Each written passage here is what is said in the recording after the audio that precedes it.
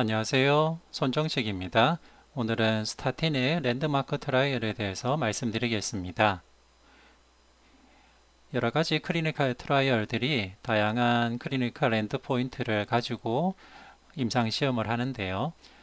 클리니컬 엔드포인트 중에 제일 중요한 것은 뭐래도 올코즈 모탈리티일 것입니다. 올코즈 모탈리티는 사람에게 제일 중요한 클리니컬 엔드포인트이자 바이어스가 들어갈 여지가 거의 없는 엔드포인트입니다. 다만 해석에 어려운 점이 가끔 있을 수 있는데요. 그 이유는 올코즈 모탈리티를 일으키는 요인들이 여러 가지이기 때문입니다. 예를 들면 카디악 데스도 있고 넌 카디악 데스도 있고 캔서 데스도 있고 액시던트나 수어사이드 같은 다양한 원인들이 올코즈 모탈리티를 일으킬 수 있습니다. 하지만 카디오바스큘러 디지즈 고위험군이라면 사인의 상당수가 카디오바스큘러 디지즈이기 때문에 바이어스가 거의 없는 제일 좋은 클리니컬 엔드포인트로서 올코즈 모탈리티를 보는 것이 제일 명확하고 임상적 의미를 찾기에 제일 좋습니다. 그래서 이 도표는 메이저 스타틴 트라이얼들을 올코즈 모탈리티 클리니컬 아웃컴을 기준으로 비교한 도표입니다. 자, 먼저 하나씩 보도록 하겠습니다. 스타틴의 클리니컬 트라이얼들은 크게 두 가지로 나눌 수 있습니다. 첫 번째는 이미 심혈관계 질환이 발생한 환자를 대상으로 스타틴을 사용하는 2차 예방을 위한 스타틴 연구, 그리고 지금은 CBD가 발생하지 않았지만은 향후 CBD 발생 고위험군을 대상으로 스타틴의 CBD 발생 1차 예방 효과를 보는 연구, 크게 두 가지로 나뉩니다. 올코즈 모탈리티를 보시면은 당연하게도 스타틴의 2차 예방을 보는 연구들, 즉 이미 기존에 카디오바스큘러 디지즈가 있는 사람들을 대상으로 한 연구들의 올코즈 모탈리티가 전체적으로 높은 것을 알 수가 있습니다. 그리고 언뜻 봐도 플라시보군에 비해서 스타틴 복용군의 올코즈 모탈리티가 통계적으로 유의하게 낮은 것을 볼 수 있는데, 또 보면 TNT 트라이얼이나 아이디얼 트라이얼처럼 올코즈 모탈리티는 또 크게 차이가 없는 연구도 끼어 있습니다. 프라이머리 프리벤션을 보는 연구들은 올코즈 모탈리티가 스타틴 복용군이 약간 낮은 경향성을 보여주지만은 2차 예방 연구에 비하면 그 차이가 적거나 별로 미미함을 알 수가 있습니다. 네, 그럼 천천히 하나씩 보도록 하겠습니다. 먼저 스타틴의 2차 예방 효과를 본 연구들입니다. 4S 트라이얼은 이미 안자이나나 MI를 앓았던 스칸데나비아 환자들을 대상으로 심바스타틴 20이나 40mg을 준 연구인데, 올코즈 모탈리티가 통계적으로 유의한 차이가 났었습니다. 프라이머리 엔드포인트 자체가 토탈 모탈리티였는데요. 통계적으로 유의한 차이가 나서 4S 스타디 이후로 스타틴의 임상적인 효과가 증명이 되고 더 많은 연구들이 할 수 있는 계기가 되었습니다. 리피드 트라이얼은 MI나 언스테이블 안자이나를 앓았던 환자를 대상으로 프라바스타틴 40mg을 투약한 연구입니다. 이 연구에서도 올코즈 모탈리티가 통계적으로 유의한 차이가 났고, 카디악 데스, CBD 데스도 통계적으로 유의한 차이가 있었습니다. 케어 연구는 어큐트 MI 과거력이 있는 사람들을 대상으로 프라바스타틴 40mg을 준 연구입니다.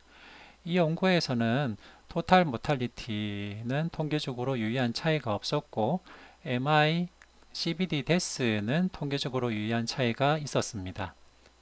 하트 프로텍션 스터디, HPS 스터디는 1차 예방 효과와 2차 예방 효과를 보는 대상군들이 복합된 연구인데, 하트 프로텍션 스터디에서는 심바스타틴 40mg를 투여해서 올코즈 모탈리티에 통계적으로 유의한 효과를 봤었습니다. 그리고 바스큘라 데스도 통계적으로 유의하게 예방 효과가 있었습니다. 그리고 이 당시까지만 해도 스타틴을 복용한 군이 캔서 발생이나 캔서 사망이 증가할 가능성이 있지 않는가 하는 우려가 있었는데요. 하드 프로텍션 스터디에서 캔서 리스크가 증가하지 않는다는 스타틴의 안정성을 보여주기도 했습니다. 프루브 IT 연구는 어큐트 코로나리 신드롬을 앓았던 환자를 대상으로 아토바스타틴 80mg과 브라바스타틴 40mg을 비교한 연구입니다. 이 연구에서 올코즈 모탈리티는 통계적으로 유의한 차이가 없었지만은 MI, 안자이나 스트로크 같은 컴포짓 엔드포인트는 아톨바 80mg이 통계적으로 유의한 효과가 있었습니다. TNT 트라이얼은 코로나리 하트 디지즈가 있고 리바스큘라이제이션 과거력이 있는 사람을 대상으로 아톨바스타틴 10mg와 아톨바스타틴 80mg를 비교한 연구입니다. 즉, 아톨바스타틴 10mg인 모더레이트 인텐시티 강도와 아톨바스타틴 80mg의 하이 인텐시티 강도의 스타틴 강도 차이가 예후의 효전에 도움이 되는지를 본 연구인데요. 올코즈 모탈리티는 차이가 없었습니다만은 코로나 하트 디지즈 이벤트 발생은 아톨바스타틴 80mg 고용량군이 효과가 있었습니다. 다만 아톨바스타틴을 80mg 고용량 사용하게 되면 부작용 발생이 증가하고 LFT 어버너밀티가 증가했습니다. 아이디얼 연구는 어큐트 MI 과거력 있는 사람을 대상으로 아톨바스타틴 80mg와 심바스타틴 20mg을 비교한 연구입니다. 이 연구도 포턴시 차이가 클리니컬 엔드포인트의 차이를 보여주는지를 검증한 연구인데요. 이 연구에서도 사망률의 차이는 없었고 카디오바스큘러 디지즈 이벤트 발생은 감소하긴 했지만은 통계적 유의성은 보여주지 못하였습니다. 이 연구에서도 아톨바스타틴 80mg 고용량을 사용하게 되면 LFT 오브널리티가 증가하는 것이 나타났습니다. 이제 1차 예방 효과를 보여준 연구들을 리뷰하도록 하겠습니다. 카얼즈 연구는 당뇨가 있으면서 다른 카디오바스큘러 디지즈 리스크 팩터를 동반한 환자들을 대상으로 아톨바스타틴 10mg의 효과를 본 연구입니다. 올코즈 모탈리티는 통계적으로 유의한 차이가 없었지만은 코로나 하트 디지즈 이벤트는 통계적으로 유의한 차이가 나타나서 카즈 스타디 이후에는 당뇨 환자들의 경우에는 카디오바스큘러 디지즈 위험 요인이 동반될 경우 LDL 콜레스테롤 수치에 관계없이 스타틴을 처방하는 것이 권고되게 되었습니다.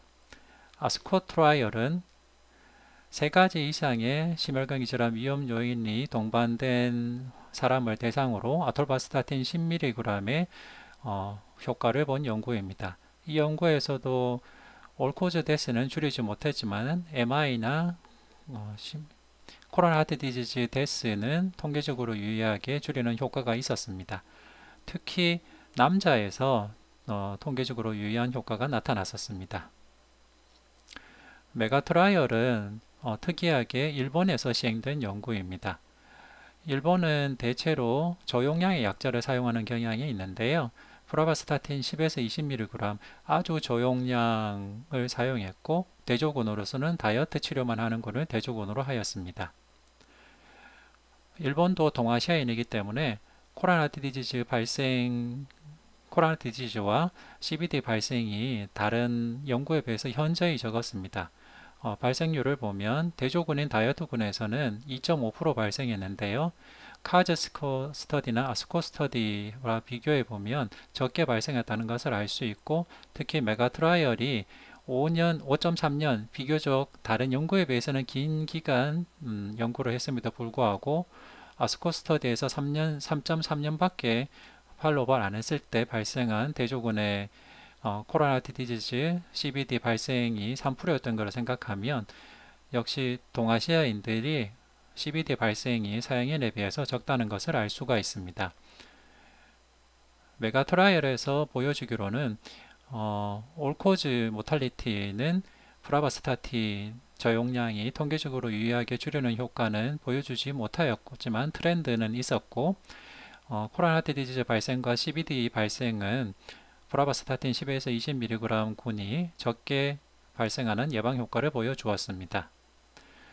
그리고 주로 남성들에서 스타틴의 심혈관 질환 예방 효과가 나타났습니다. 주피터 트라이얼은 심혈관 질환 발생 위험이 발생 위험 요인을 동반하면서 특히 CRP가 2mg per 리터 이상인 고위험군을 대상으로 하였고, 특이하게 주피터 트라이얼에서는 LDL 콜레스테롤이 당시 기준으로는 높지 않은 사람들을 대상으로 한 연구였습니다. 즉, LDL 콜레스테롤은 높지 않지만은 CRP처럼 염증을 반영하는 마커가 높은 CVD 고위험군을 대상으로 한 연구라고 볼 수 있습니다. 이 연구는 비교적 일찍 종료가 되었는데요.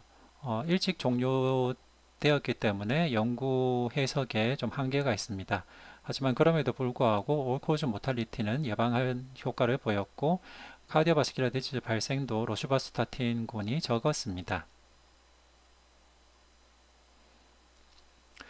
이 연구 이후로도 여러 스타틴 연구들이 발표가 됐었는데요. 하나 주목해서 언급할 만한 내용은 호프3 연구입니다. 호프3 연구는 ASCVD가 없는 1차 예방 대상군을 대상으로 한 연구고, 중등도 위험군이 대상이었습니다. 이 연구에는 화이트와 이스트에시안 중국인이 비교적 골고루 들어 있었고, 로슈바스타틴 10mg과 플라시보를 사용한 연구입니다. 이 연구에서 스타틴의 심혈관 질환 예방 효과의 인종적 차이를 잘 볼 수가 있었는데요. ASCVD가 없는 중등도 위험군을 대상으로 5.6년간 팔로우업을 하면 화이트의 경우에는 대조군에서 4.6% 정도의 메이스가 발생하였습니다. 여기서 본 메이스는 카디악 데스와 non-fetal MI, non-fetal 스트로크였습니다. 즉, 화이트는 5.6년간 팔로우업을 하면 약 4.6% 정도 메이스가 발생하였는데, 이스트에시아인 중국인들은 3.8%가 발생해서 서양인보다 역시 동아시아인이 CVD 발생이 적은 것을 알 수가 있었습니다. 로슈바스타틴을 사용한 치료군은 화이트와 이스트에시안이 크게 차이가 없이 2.8%, 2.9% 메이스가 발생하였습니다. 앱솔루트 리스크 리덕션을 보면 화이트의 경우에는 플라시보군과 로슈바스타틴군의 메이스 발생 위험도의 차이가 1.8%포인트가 차이가 났습니다. 하지만 이스트에시아는 플라시보군 대조군에서 메이스 발생이 3.8%밖에 안 되기 때문에 앱솔루트 리스크 리덕션은 불과 0.9%포인트 밖에 차이가 나지 않았습니다. 렐러티브 리스크 리덕션을 보면 화이트에서는 39%, 이스트에시아는 23.9%, 즉 24% 정도로 차이가 났지만은 앱솔루트 리스크 리덕션을 보면은 서양인에 비해서 이스트에시안이 스타틴의 절대적 심혈관계 질환 예방 효과는 절반밖에 되지 않는다는 것을 알 수 있는 중요한 연구였습니다. 다만 스타틴 연구에서 우려하는 주된 부작용 중에 하나가 새로운 당뇨 발생인데요. 호프3 연구에서는 새로운 당뇨 발생이 로슈바스타틴 10mg군에서는 3.9%, 대조군에서는 3.8%로 호프3 연구 결과 중등도 CVD 위험군을 대상으로 로슈바스타틴 10mg 쓰는 것이 통계적으로 유의하게 새로운 당뇨 발생 위험은 증가시키지 않는다라는 결론을 내릴 수가 있었습니다. 네, 이제 한번 서머리를 하도록 하겠습니다.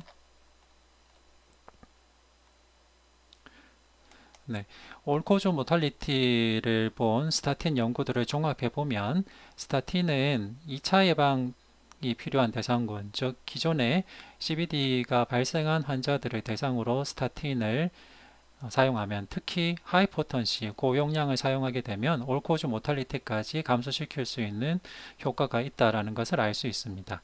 하지만은 1차 예방군을 대상으로 스타틴을 사용한 경우에는 당뇨나 CVD 고위험군인 남성에서는 모탈리티 예방 효과를 기대할 수 있지만은 전체적으로는 올코즈 모탈리티 예방 효과가 크지 않음을 알 수가 있었습니다.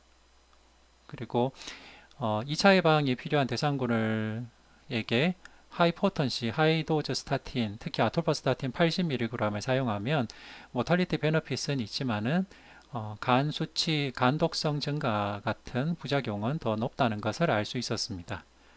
파이브레이트 같은 경우에는 올코즈 모탈리티 베너핏을 보여준 근거가 부족한 것으로 나타났었습니다. 그리고 특정 대상군을 에게 스타틴의 심혈관계 질환 예방 효과를 본 연구들을 서머리해 보면